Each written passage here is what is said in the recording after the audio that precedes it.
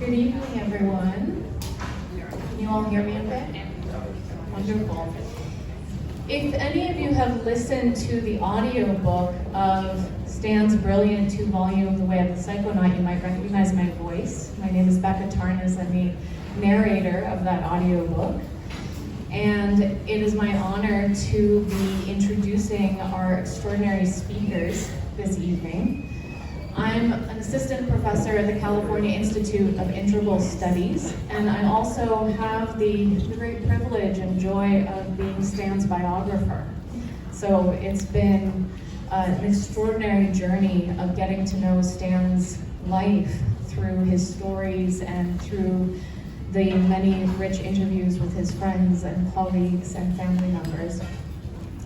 So our program this evening, we have 8 luminaries who each will be sharing a pearl of wisdom and reflection in a mere 5 minutes each.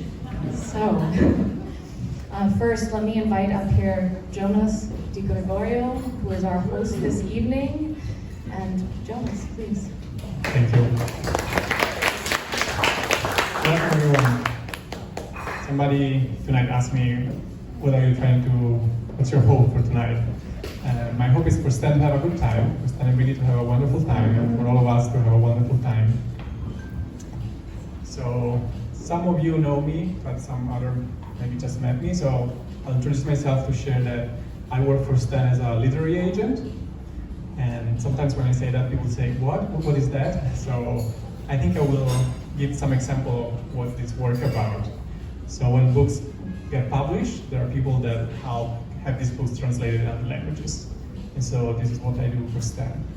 But this is actually something that I started to do after I worked with Stan on something else, which is an initiative that I started with my wife, Christina, in 2020, the Psychedelic Literacy Fund. And the idea was to support publisher in translating books about psychedelics in different languages. And when we were thinking about which book to start with, we thought, let's start with The Way of the Psychonaut by Stanislav Grof. And we started with that, and I'll tell you a little bit more what we were able to do.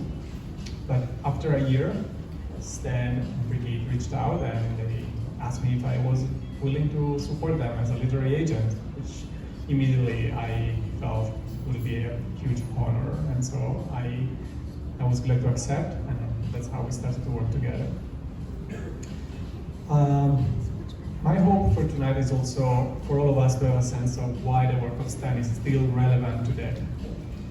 And so speakers after me, I think, will give a good sense of that, but I'll share a little bit of my personal story, and I hope that why the work of Stan is still relevant today will be evident from that. So when I was 15 years old, I read a book by Albert Hoffman, LSD, My Problem Child, and I became curious to do an experience. I also read The Dorsal Perceptions, and at that point I felt this is really an experience I was interested in having. And so when I started having my first experiences, at one point I had something that was way more than what I thought could happen. And at that point, I discovered the books by Stan. And that really helped me to understand the complexity of this experience and also make sense of it. And it gave me also the confidence to go deeper instead of just letting this go. And this was the beginning of an important chapter of my life, of going deeper in the work of Stan, doing holotropy breath work, studying his books, sharing them with my friends. And fast forward in 2029, I moved here to San Francisco from Italy. And that was the beginning of this other chapter of making this information more accessible all around the world. Because sometimes we forget that not everybody speaks English. And so how can we make this knowledge and this wisdom more accessible around the world? So I will give you a sense of what we were able to do in the last 4 years. The first book by Stan is The Realm of the Human Unconscious. And that was not translated in Italian until a few years ago. so finally we were able to have also that important book translated. And then the first one that I read instead was Psychology of the Future and the Cosmic Game of the Mind. And the Cosmic Game of the Mind was translated, was published, but then it was sold out and never reprinted. So it was not available for many, many years until last year. So that's something else that you have to take care as a literary agent, make sure that a book gets reprinted when it's sold out. And next is something we're very proud. This is the Russian edition of the Way of the Psychonaut.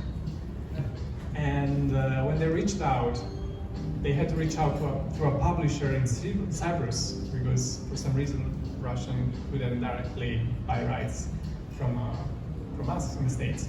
So that to give a sense of what things can happen in this world, to make books available in different languages. They did a wonderful job, and you're all welcome to review them.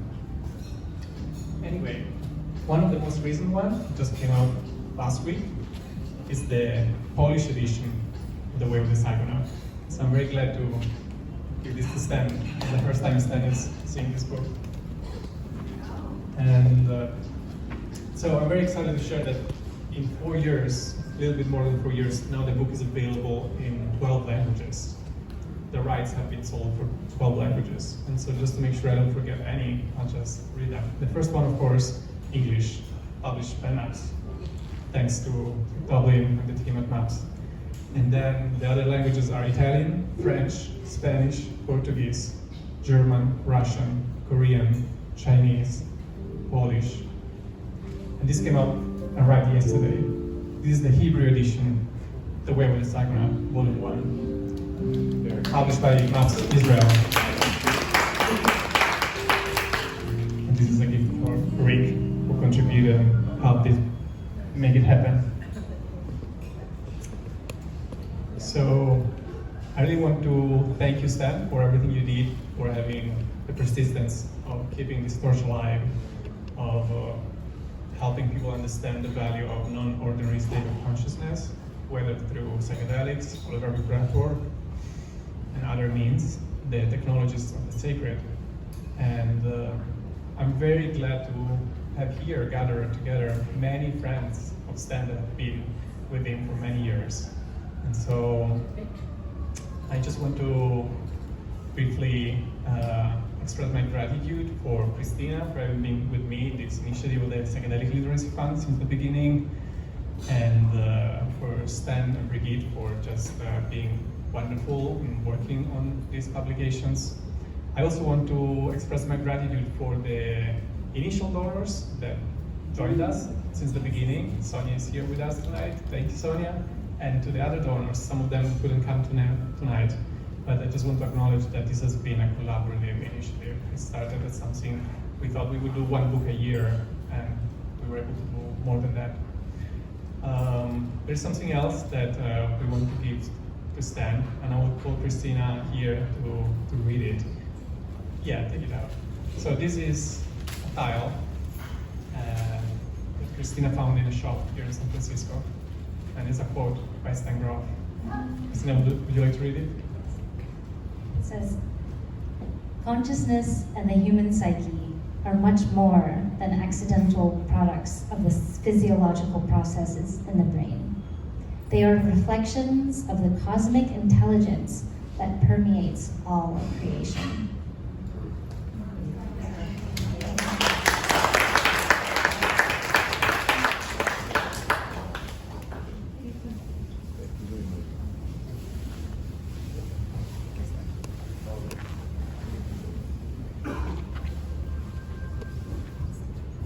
So I will close here, and if anyone wants to learn more, about this initiative, what we're doing, I'm here. And tonight is mostly to celebrate Stan. It was incredible that you planned to be here this week, and so many people could join us. So Becca, back to you to introduce the next. Thank you, Jonas. I would now like to invite up Rick Doblin, the founder of MAPS, the Multidisciplinary Association for Psychedelic Studies, pioneer in the legalization of MDMA and psilocybin and other substances for psychedelic-assisted psychotherapy. Thank you, Rick. I'm going to share a story of a moment with Stan that was one of the most important moments in our relationship. And it was entirely without words, and it was about 40 years ago. It was a bit more than 40 years ago. And so I was at Esalen for a month-long workshop with Stan and Christina, and we were learning about the holotropic breath work. And on the weekends, those of us that were interested would go off the property and sit for each other with LSD or other substances. And so I was, it's a little bit risky to do that, and it does put Stan at a bit of a risk also at the time. So I was living off of the property, off of Esalen, coming back to the big house where we were going to have our meeting that day. And Stan was driving the other direction down the road. This is the road by the farm at Esalen. So this was right after the weekend where we did this LSD sitting for each other. And so I see Stan, and he's looking at me, and it's like he's locked on my eyes, and the car is going by, but he's continuing to look at me. And in my mind, I'm saying to myself, he knows what we did. he knows that we did this LSD stuff. And what he's looking at me and he's saying is, do you know the risk that you're taking? Are you aware of this? Are you willing to stand up for this? Are you aware that it's a risk for me? So this is kind of the idea that I had, that he was looking at me, he was asking these kind of questions, and then I was looking back at him I was holding his gaze, and I was thinking, yes, I am aware that this is a risk. I am being as careful as I can, and I think it's critically important that we learn how to work with these psychedelics. And so this gaze as Stan was going by was like, can I continue this? Was he going to tell me to stop? And I know that Stan grew up under the Nazis. He's lived under the communists. He's had opportunities to see what it's like to be in a repressed situation. And so I heard him say, I'm not the police. I'm not going to tell you necessarily no, but are you aware of what you're doing? And as we kind of had this sort of wordless communication over about like 60 feet or so, and then the car just kept going, and he went off. And so in that moment, I got the sense of what the courage that Stan has and the risks that he's willing to take for healing, and the risks of training new generations. So I felt that this was kind of a wordless approval to continue doing this work. But I didn't have a chance to really talk to Stan about it for over 30 years. And one moment when we were together, we brought Stan through Israel, and we had this incredible travel through Israel.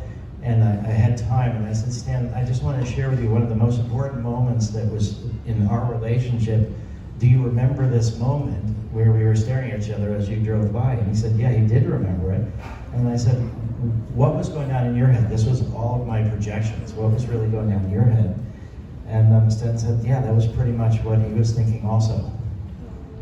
So for me, the point is that it's about the courage to take certain risks. And I think the way that Stan has been standing up for psychedelics when it wasn't comfortable, when it wasn't safe, when it was repressed, and still being the lone voice. So Stan is the through line from the psychedelic research of the 60s to where we are today, and he kept it alive. And the other part of this was just the willingness to move from psychedelics in an above ground way to breath work. And I think the thing about the breath work, which was such a brilliant maneuver, is because what it shows is it's not in the drug. These experiences are not in the drug, they're in us. And when you're able to really understand that, then you have a whole other relationship to the drugs as well. And there was something about the way that Stan developed the holotropic breath work. I don't know if people think about this that much, but there is an elegance to the way that Stan, the way that you and Christina developed the breath work. It was this idea that you just breathe faster and deeper. And that's it. There's all these traditions about you breathe in these nostrils, out the mouth, all these different complicated things. Everybody has, these things. But for Stan, it was just the essence of it, the elegant, just faster and deeper. And I think that was one of the big reasons that the breathwork has been so productive for so many people. So I just want to honor Stan and your courage in inspiring me and so many others to stand up for what you believe in and to take the risks that are necessary in this difficult world to continue to try to move this forward.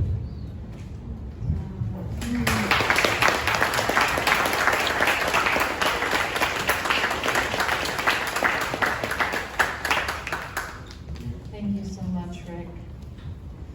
I would like now to invite up Marsha Rosenbaum, who is the Director Emerita of the San Francisco Office of the Drug Policy Alliance. Marsha, please. Stan, we just met, but I feel like we've been related for decades because my colleague and friend Rick has told me so much about you and how you impacted his work. Now, I met Rick, I don't know, sometime in the 80s, and he told me about a brand new substance that had just become illegal, MDMA. And as a sociologist, what I wanted to do was find out more about this very interesting drug that was on the cover of Time magazine and all that stuff. And so I applied for a grant from the National Institute on Drug Abuse and was awarded the very first sociological ethnographic study of MDMA. Remember, this is 1987. Many people had not even heard of it, let alone psychedelics in general.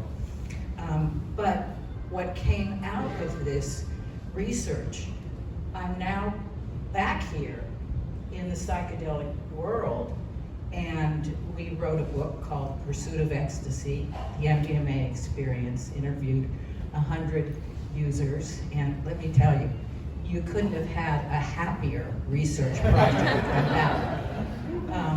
But in terms of the kind of healing that we discovered in that study, there were people who went into it for therapeutic reasons, and then there were the recreational people. But what was so interesting about it was that the therapeutic group also discovered and talked about how much fun MDMA was for them.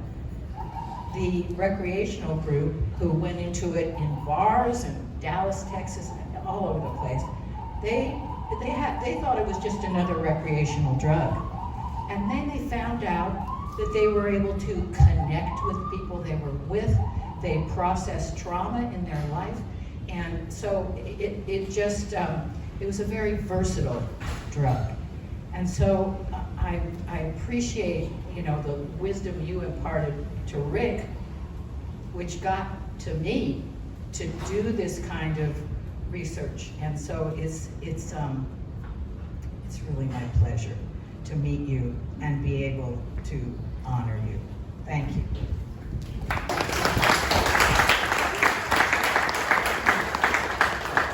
Thank you so much, Marsha. I now would like to invite up Roger Walsh, who is a professor of psychiatry, philosophy, and anthropology at UC Irvine. And also he and his wife, Frances Vaughn, were core members of the International Transpersonal Association during the several decades of the ITA conferences. Roger, Thank you, Becca.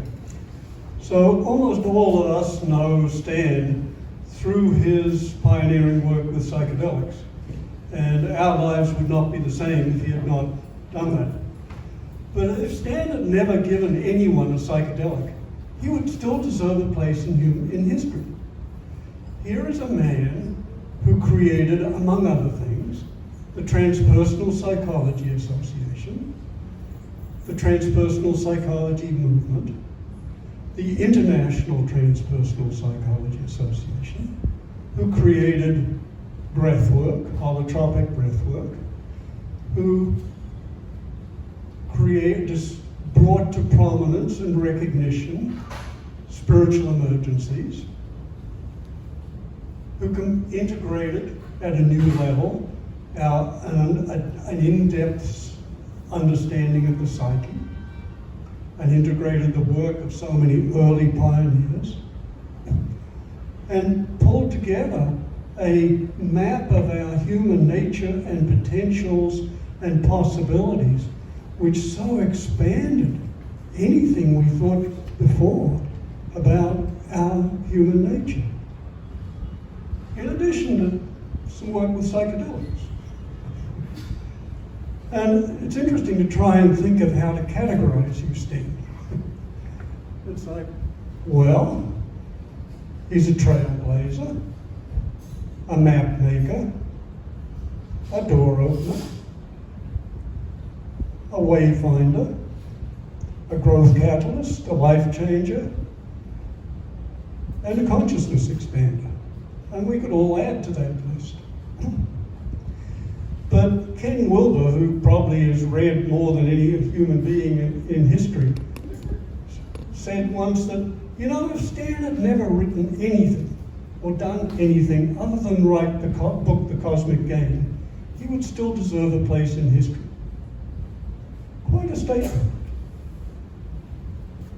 So, Stan, just to acknowledge how you've expanded our understanding of what we are and can be, and to acknowledge that as much as you've touched us, many of the implications of your work probably won't be appreciated for decades. But whenever that is, you clearly deserve a place in history for many reasons. And you truly are a master of the cosmic game. Thank you.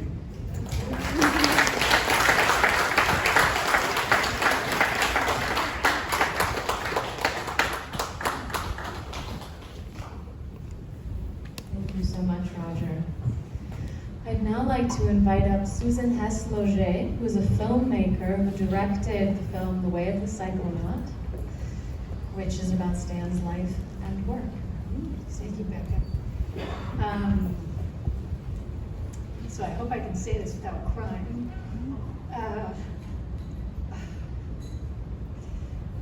My heart is so full of gratitude towards you, Stan, because when I met you in 2013 and decided that I needed to tell your story, Roger mentioning how you deserve a place in history speaks to the impulse that I had to make this documentary about you, because I wanted you, in your own words, to be able to describe the process that you went through to come up with the theories and discoveries that could change and heal people to move through their deep trauma and to recognize themselves as part of a collective whole. And as I sit here with my heart full, I am struck by how many wonderful people are in this room who were part of my process of creating the documentary, from Betsy and her dinners to Jack Cornfield, who says in the documentary, just going near Stan changes your life, to Rick Tarnas and the BCC program that I enrolled in at CIIS in order to feel that I had the knowledge, that I had the information correct so that I didn't misrepresent anything. The numerous psychedelic journeys that I had, often the night before we would sit down and work and discuss what we were going to do, these things allowed me to grow in such a profound way that I truly feel that I was able to surpass and go beyond this limited sense of who I was, to feel myself as a part of this amazing community of humanity. So thank you, Stan. And thank you to everybody in this room that was part of the process of making the documentary.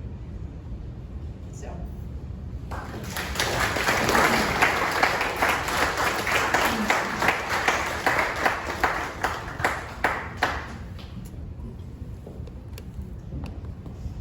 much, Susan.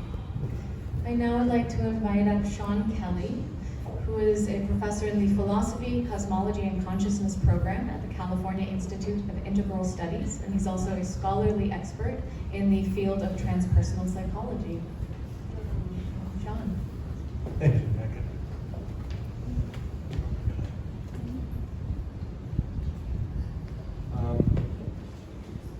Stan, you're probably all familiar with Stan's description of LSD as a non-specific amplifier of the psychic process.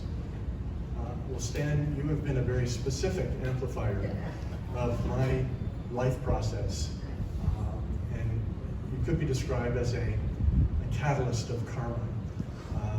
I'm sure that's true for so many people here. It was true in my case. Let me just say a couple of words about that.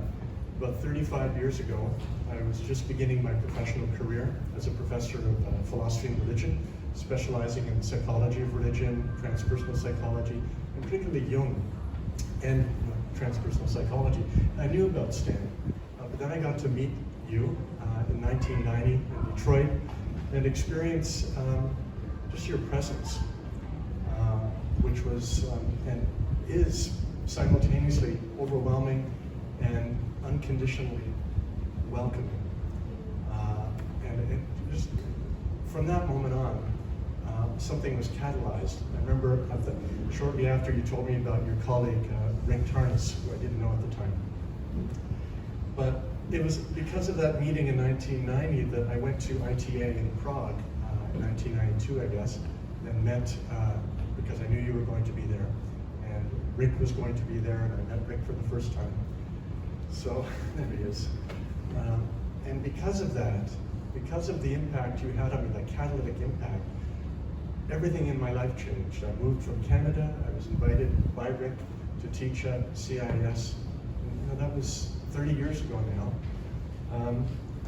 And in the process,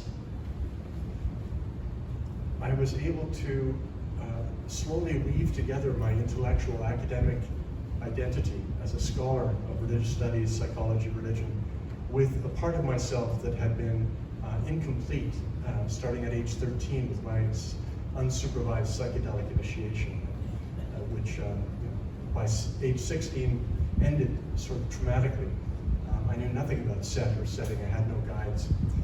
It was only later that I found out about your work, and after moving to San Francisco that I was able to re-engage these medicines in a sacred context, informed by the methods that you pioneered, and was able to start weaving together my academic, intellectual self with this deeper stream that had been abandoned in my teens. So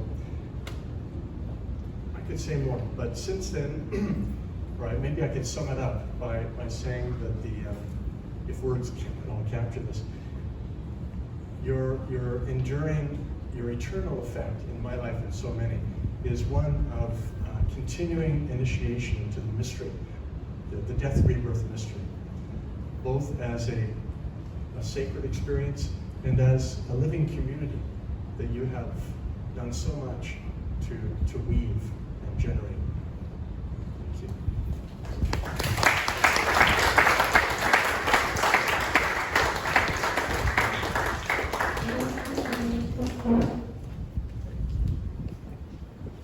Thank you, Sean. Our next speaker is Richard Tarnas, who is the founding director of the Philosophy, Cosmology, and Consciousness program at CIS, where he and Stan co-taught graduate seminars for 30 years on their joint research in archetypal cosmology and transpersonal psychology. Rick.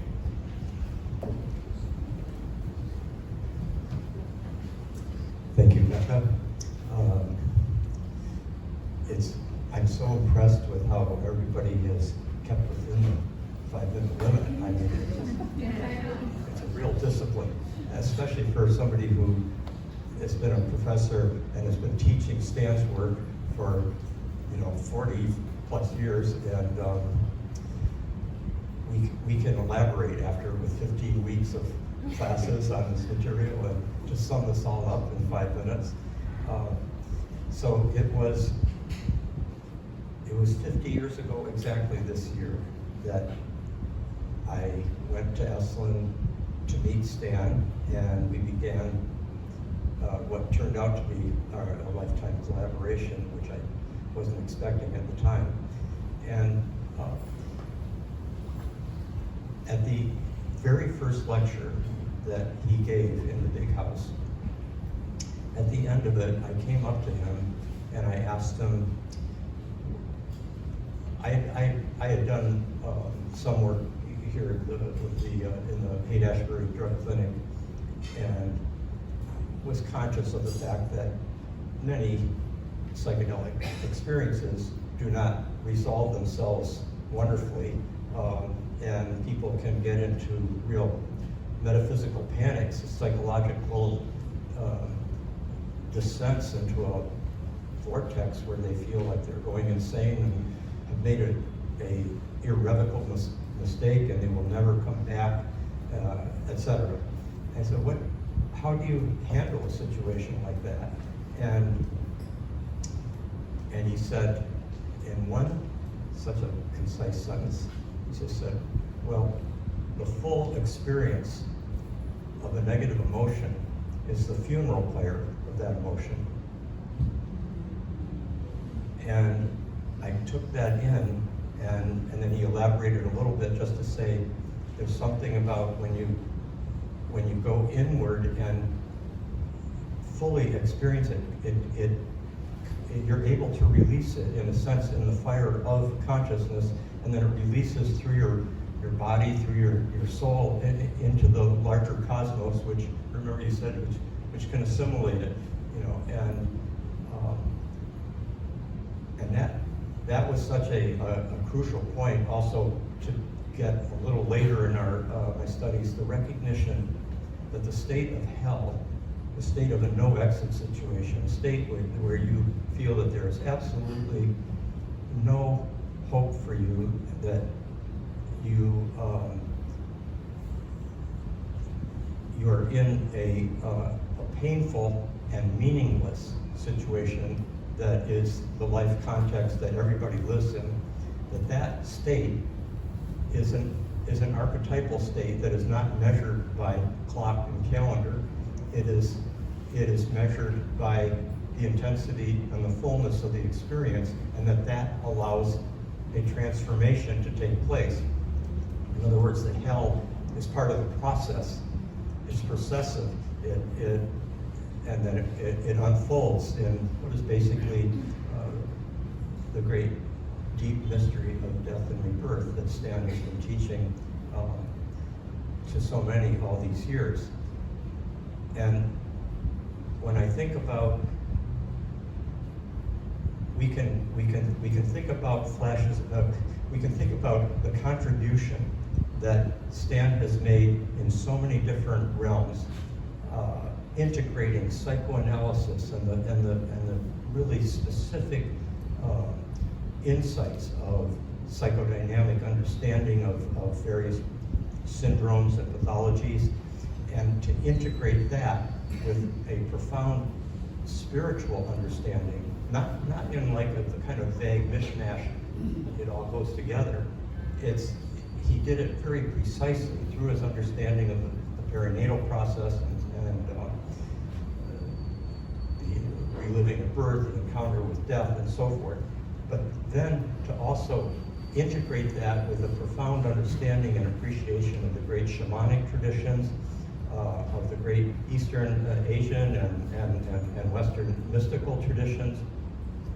Then, after all these years of his work with such a powerful substance, the medicine, then to also develop an understanding of cartography of the psyche, an unprecedentedly powerful psycho-spiritual practice of transformation that he could pass on to others. And then to integrate that with so many other paradigm shifts that were happening in physics, in anthropology, in thanatology, and just right across the board, and bringing in all great thinkers to pull it together into a larger coherent vision. as if that weren't enough, to think about, and this is Rick brought up the point about Stan's courage to stand up for for doing something that the larger culture was basically demonizing, not only making illegal, but also demonizing. And to stand up and speak with all his gravitas and all his integrity year after year in such a way that, in a sense, allowed many other people to find that center in themselves and that greater confidence.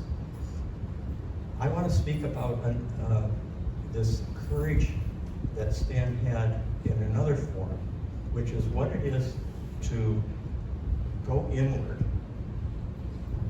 take such a powerful medicine such as LSD, and to not only in his own inner explorations, but also with thousands of patients, people in psychiatric institutes, people in institutions, people in scientists and religious people and so forth, and then eventually many lay people, and have them be taking this powerful medicine, and to be able to sit with them and have them go through experiences that often can be indescribably terrifying, and to convey to them that if they trust the process, if they are able to let what is coming up spontaneously from the depths of the psyche to emerge, that there is a larger universe and a larger wisdom and a greater participation in life that is awaiting one, but that you have to be willing to face sometimes like a great dark night of the soul or terrifying states. He first had to experience that within himself. He had to go through those experiences. There wasn't like a map at that time when he started in the 50s of how you use this, such a powerful substance. And then he was able to do this year after year in Prague and then in Maryland. And while he often has tended to want to draw attention away from the therapist, the psychiatrist, the psychologist, saying things like the transference and stuff, that's not so important. What's important is to trust each individual's own healing intelligence to come through and let it emerge. So he's been like a kind of midwife of the soul for so many people, and not like a kind of controlling obstetrician with their technologies to make it come out a certain way. He's open to what is happening with each person. And he conveyed this trust in the psyche and in life, a trust in life, so profoundly that there are now thousands of people carrying that trust in life all through the world. And that trust in that they're able to be in their facilitation of a psychedelic therapy session or a breathwork session or a person in a spiritual emergency, they're able to hold the space, to hold the container for this great process. And I think it's hard to overstate the courage of Stan's contribution that he has given to all of us, and in doing so, in some sense, created what I think of as a heroic community of people. We need heroic communities in our time that have a vision of a higher good than the mainstream society, and we need that community to be able to support each other to go through these great transformations. And so he's created a community in addition to creating an incredibly powerful psychotherapeutic practice, and in addition to creating a great map of the psyche.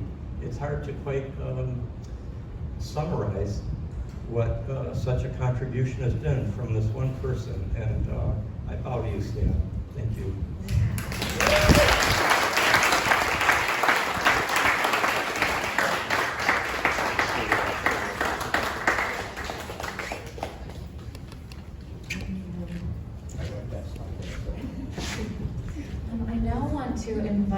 Jack Cornfield, who taught with Stan at many workshops over the decades. And I'm actually here in part because I wanted to say something about Stan's better half. But first I'll say a few sentences to you, Stan. You have changed my life and opened my heart and mind as much as anybody in the whole world in my lifetime. And I'm just profoundly grateful and connected, and I love you so deeply. And it's like you opened the universe to me. And we've been friends for more than 50 years. I've known Stan and Joan, yes. Anyway, I've known Stan in his different marriages, and we've had a lot of adventures. But underneath it, it's just meant so much to me and transformed my life. And so huge gratitude.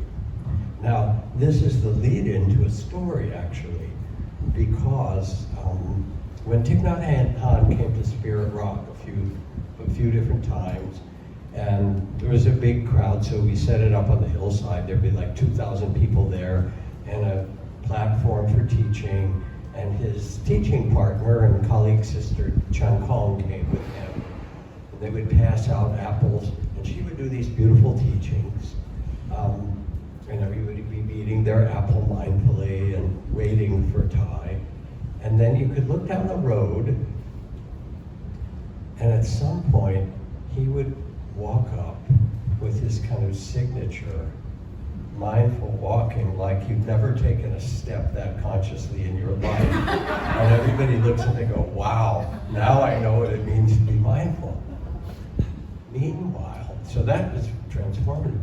Meanwhile, Sister Chan Kong would disappear and go back into the main building and be on the phone doing the airline reservations, the cars, all the things that allowed Thich Nhat Hanh to walk slowly were happening because Sister Chan Kong was back there doing 1,000 things and holding it all together. So you really have to see them when you look in the heavens and you see binary stars, that Brigitte and Stan are a binary star. And I've known you, Brigitte, since you were a girl, more or less, right? And had fallen in love with him. And who knew that it would become requited after a long period of unrequited love, shall we say, at a distance. And it's magic. But I want to celebrate her because you, Stan, magnificent, as everybody said, and fun. He's not just, me at heart, he's not just a researcher, he's a cartoonist and he's a joke maker. He's got, it's not just the cosmic game, it's cosmic humor. But they do it together, and the possibility of your living with us in this way is really both of you living with us. And I've watched you, Dr. Grof, she just graduated, she's got her PhD, she wrote a magnificent book with all the beautiful art, the psychedelic art, which is a whole channel other than the words. We all know this in this work, to really be able to say, this is what happens to people. Meanwhile, she's doing the airline reservations and the emergency room and all the other stuff, right? And so tonight, we celebrate you, Stan, because we love you, and it's, everybody here has been affected in some profound way. And we celebrate both of you because you are like a binary star, so.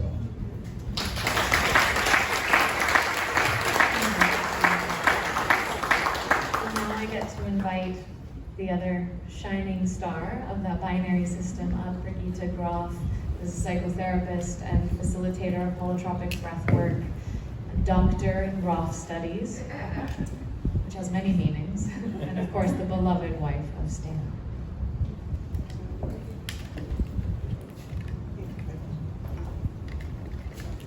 Well, actually, I want to thank Jack for your kindness, which you have always shown since the beginning. When I came to Esalen, I was 26 and I was a smoker. very bad in holotropic breathwork, and I was sneaking out the big house smoking, and who came? Jack Cornfield, Jesus Christ, and he caught me smoking. And he looked at me and he said, "Oh, smoking meditation." So that was the kindness from the beginning. Thank you, Jack. Yes, then what to say? All I can say, I love you. I've always loved you, and I always will love you. And you are the most beautiful being I've ever met. And you are the kindest, the funniest, the wisest, and just the most wonderful person. That's all I can say. I love you, and our unconditional love for each other is the biggest gift in my life. So I do everything to keep you happy, healthy. We're targeting for 100 at least. It's my job. And tonight, we brought you a gift, which is this book. And this is a gift we want to give to all of you, if you like it, as a thank you for your love, your friendship, your support, your co-sharing, the passion for Stan's work, for the inner work the world needs, and we all share. So you will get a copy if you would like, and we would sign it for you if you would like. Let me explain a little bit about this book. This is a book I made for Stan's 90th birthday, and it's made with love. For several years ago, I got so interested, Grof studies. I do this 24/7, of course. And I said to Stan, well, now you've done this over 60 years, how did you start your research, and how did it change over time, and where are you now? And so I made an interview with him about that, and we wrote it down, and Stan really loved that interview. He said, well, this has never been published that way. I've said many things in many books, but I've never given that overview over my lifespan. Oh, I really love this interview. And so his 90th birthday approached, and I thought, well, I should publish this for his 90th birthday. But I had a little problem. It was only 40 pages. So what do you do with 40 pages? So I thought, okay, I need to know how I can make this a book. And I started sneaking around him. And I said, well, this interview, what would it go with? And so he said, well, I have this foreword I wrote once for Albert Hoffmann's book, LSD, My Problem Child. This really explains LSD so wonderfully. This would be an ideal combination. But well, and I said, so okay. So I got this idea of a birthday book, which I didn't tell him, of course, and I said, well, who are your most important friends and co-travelers in your life, in your transpersonal life? Of course, I knew all the friends, but I didn't want to miss anybody. So I got all these people, and so I wrote to all of them, and I said, I'm making this secret birthday book. Would you please write Stan a birthday wish and get a photo with him or whatever you have? So some friends wrote, and it was a little academic. And then again, Jack came, and he wrote this heartful, wonderful, Vipassana heart love letter to Stan. And so I was sending it out, and I said, that's the style I want, So, and there came all these wonderful, wonderful birthday wishes and appreciations of you with the photos, and I was collecting this, and we have this Swiss friends who make the German books. So I asked them, would you make that book with me? And they said, sure. And I asked his brother Paul, would you help funding it? And he said, sure. And I prepared the whole book. I put in all the pictures and everything, so it was kind of ready-made. And then in the back, I asked some colleagues from German-speaking countries, so-called contemporary kind of colleagues for their contribution. And it was, we made this book in 1 month, in night shifts. I mean, nobody had time. It was like an additional work of love. And it was a bit funny for us because we don't have any secrets. And so I had these conversations, and I said to Stan, "Oh, could you please go out? Could you go away?" You know? And he was like, "What's going on?" And so on. And the evening, the day before his birthday, a package came. So they managed to print 1 book for his birthday. And then in the next morning, you wanted to share what happened? Say something?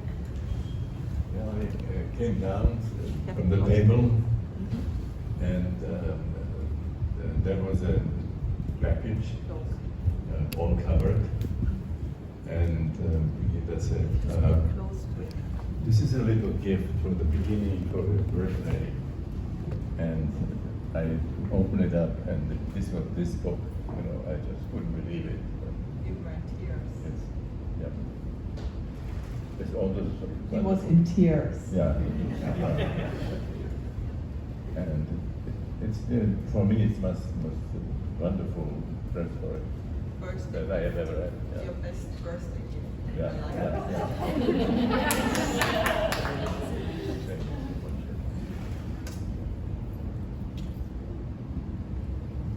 So anyway, this is the book, and Jonas has some more. So you're very welcome to get one if you would like. Thank you so much.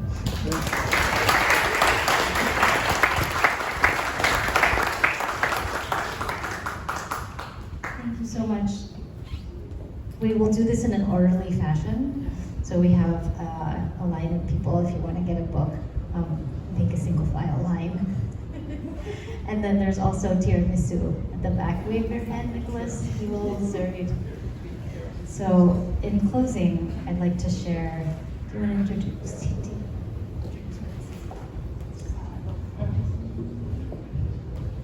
Yes. So this is something that really gives an idea of what is the hope that Stan has in these medicines, in this inner work that we can do with holographic breath work, with psychedelics.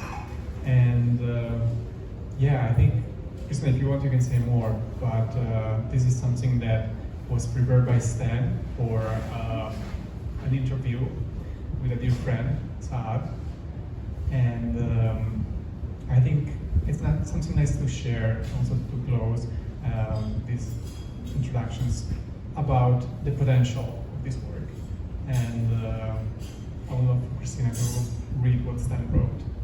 So the question that Saad posed is, what do you think psychedelics offer to society?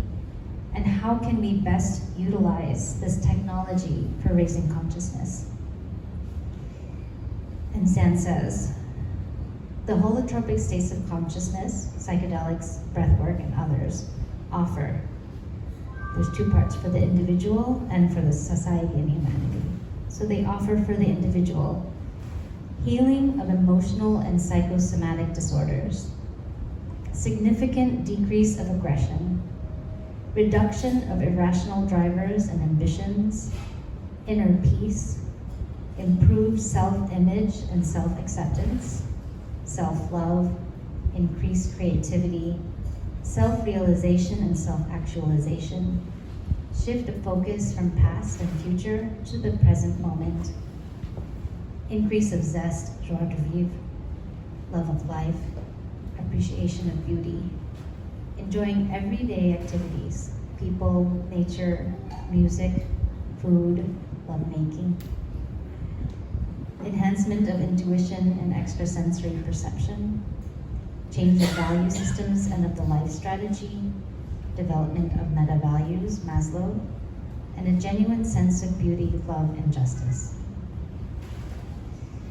What they offer for society and humanity.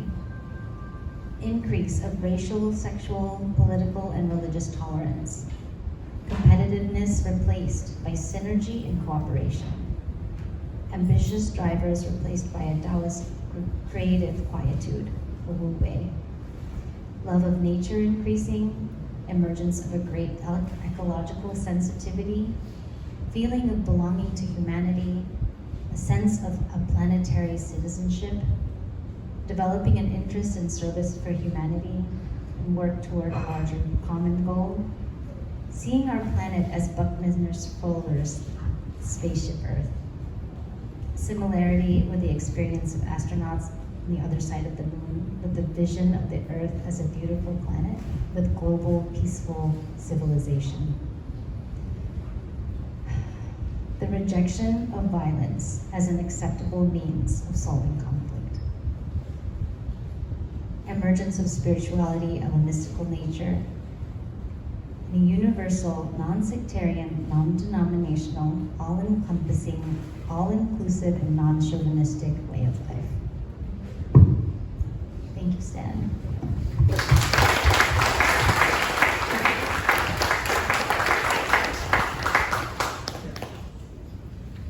I would also very much like to thank Jonas and Christina.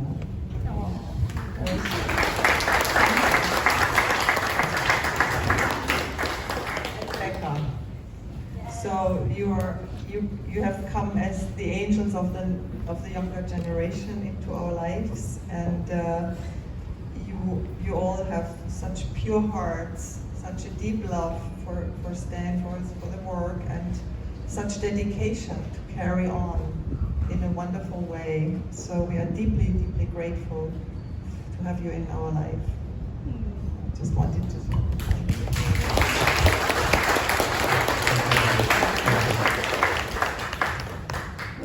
Becca, anything you would like to say more? Just thank you to all of the speakers and to all of you for attending and your participation here. Have a beautiful evening. Thank you. Yeah. Thank you. So this is not over. We still have until 8 p.m., probably even more, 8:30. And I just want to let everybody know that on the first floor, the bar is public. People can stay there until the bar closes. So if people are in conversation and by the time we need to leave the space, people still want to continue talking with each other, there is an opportunity to continue that on the first floor. But meanwhile, let's enjoy the time we have. There is also the space outside. And I would like everybody to be mindful that for Stan, it can be difficult to hear if it's very loud. So let's do our best to spread out the space that we have so that Stan can have a good time and hear what people want to say to him tonight. So thank you again. Thank you, Paige, for helping this event go smoothly. And let's have a beautiful rest of the night. Thank you.